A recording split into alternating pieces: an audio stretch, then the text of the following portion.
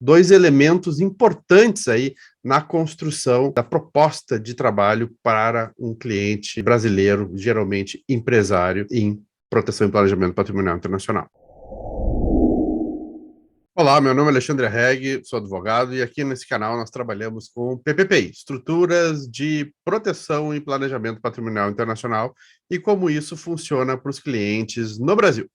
Se você tem interesse em saber um pouquinho mais sobre o que nós falamos por aqui, eu te peço que subscreva ao nosso canal e também compartilhe com quem possa interessar. Se você gosta do conteúdo, eu te peço que deixe um ok, isso vai nos ajudar a continuar trazendo conteúdo de valor para você. E agora eu quero falar sobre dois elementos importantes aí na construção, né, da proposta de trabalho para um cliente brasileiro, geralmente empresário, em proteção e planejamento patrimonial internacional. Um dos aspectos que sempre é trazido, a não ser que aquela pessoa que empreendeu, que montou o negócio, tenha o feito sozinho, sempre existe, quase sempre, existe um sócio ou alguns sócios. E aí que vem um pouco da problemática do cliente empresário brasileiro. Como lidar com o sócio ou com a família do sócio quando o sócio não estiver mais aí. É uma preocupação bastante recorrente, porque na dinâmica brasileira, latino-americana, eu diria, existem muitos acordos de cavalheiro, ou seja, acordos, né, que não foram necessariamente formalizados através de um termo, de um acordo, de um contrato, mas que ficou, né, na confiança, porque as pessoas geralmente se unem, né, além do interesse de desenvolver um projeto, um negócio, mas também, né, na confiança em se ter a mesma mentalidade ou mentalidade muito parecida para desenvolver aquele projeto, aquele negócio. Ocorre que, com o passar do tempo, o crescimento do negócio, o crescimento da empresa e o crescimento das famílias de cada um, né, existem outros interesses que vêm a jogo. Por exemplo, a inserção de um dos herdeiros na empresa. Ou seja, eu gostaria que meu filho começasse a trabalhar. Mas eu queria que o meu genro começasse a trabalhar. Queria que a minha nora começasse a trabalhar. Queria que o meu neto começasse a trabalhar.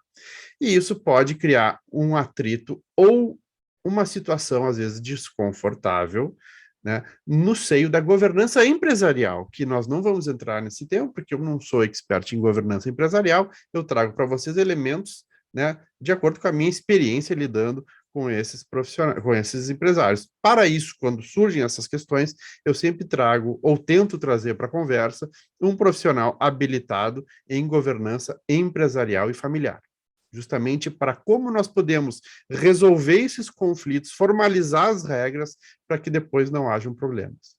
Então, assim, um dos problemas que geralmente é trazido nas discussões é sobre como fica a situação da empresa ou dos bens da empresa, que também vão ser divididos, no caso de um dos sócios falecer ou querer se retirar da empresa, ou vender a sua parte.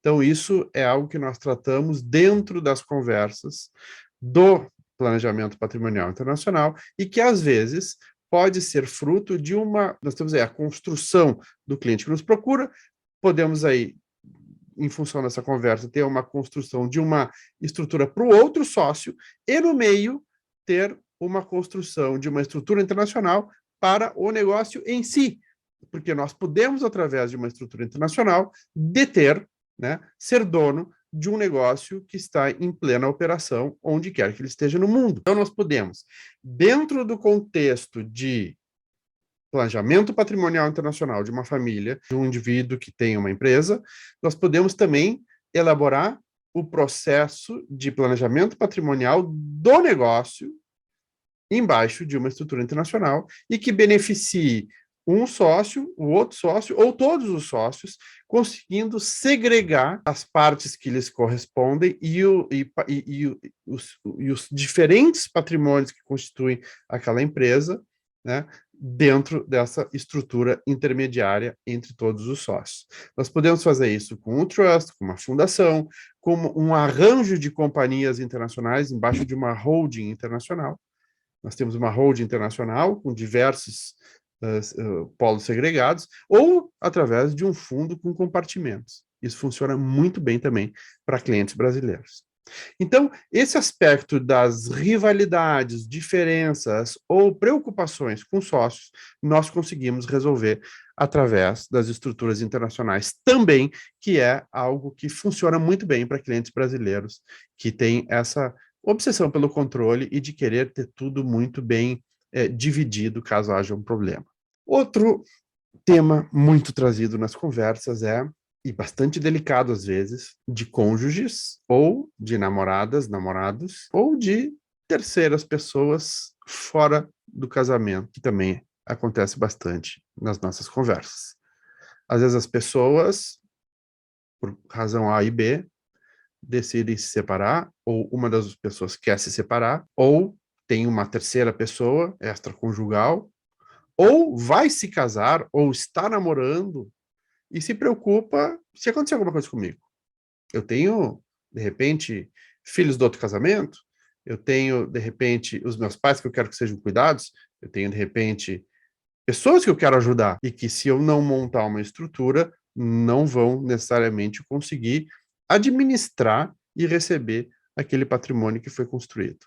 Então, a questão dos relacionamentos afetivos é muito trazida, né, depois que já existe o engajamento do cliente com a gente e que a gente começa a entender a dinâmica familiar. Para que isso aconteça, a gente precisa de um tempo, não é de logo, não é da primeira conversa que esse assunto surge. Né? Às vezes as pessoas ficam constrangidas de querer abrir. Eu também ficaria, não ficaria? Ou seja, nós estamos trazendo assuntos muito íntimos. Por isso que eu digo que o profissional que trabalha com estruturação internacional, ele acaba sendo muito próximo dos clientes, uma relação muito amalgamada, porque nós acabamos sabendo de temas e assuntos muito íntimos daquelas pessoas. Para isso, claro, o profissional tem que ter muita discrição, muito sigilo e ter uma atitude, às vezes, neutra, de não necessariamente omitir opinião.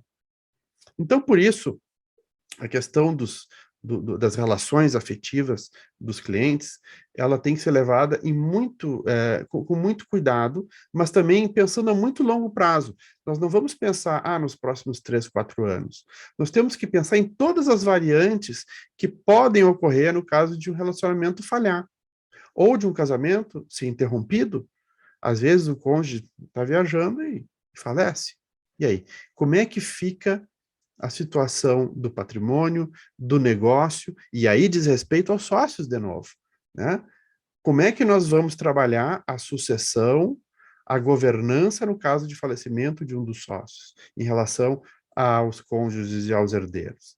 E aquele jovem empreendedor, né, aquele jovem empreendedor que ainda é solteiro, mas que está, ou solteira, e está vislumbrando um casamento.